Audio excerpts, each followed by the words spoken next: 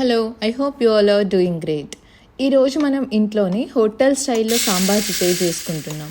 మీలో ఎంతమందికి ఈ కాంబినేషన్ అంటే ఇష్టం? ముందుగా సాంబార్ కోసం 150 గ్రామ్స్ కందిపప్పును తీసుకొని బాగా కడిగి ఒక 30 మినిట్స్ నానబెట్టుకోవాలి.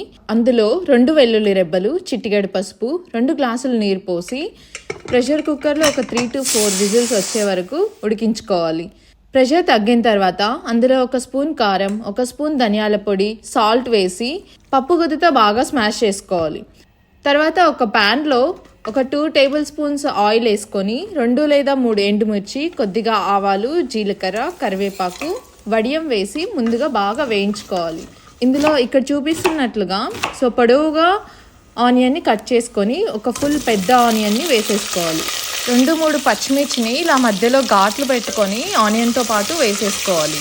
ఇది కొంచెం ఫ్రై అయిన తర్వాత ఇందులో ఒక 2 టమాటాలు కట్ చేసి పెట్టుకొని వేసి బాగా ఫ్రై చేసుకోవాలి. టమాటాలు అంతా బాగా మెత్తబడిన తర్వాత ఇందులో ముందుగా స్మాష్ చేసి పెట్టుకున్న పప్పును వేసి బాగా ఫ్రై చేసుకోవాలి. ఒక 5 మినిట్స్ ఉడికిన తర్వాత ఇందులోకి ముందుగా సోక్ చేసి పెట్టుకున్న చింతపండుని కొద్దిగా రసం తీసుకొని చింతపండు రసం వేసుకొని ఒక 5 మినిట్స్ ఉడికించుకుంటే మన వేడి వేడి సాంబార్ రెడీ అయిపోతుంది.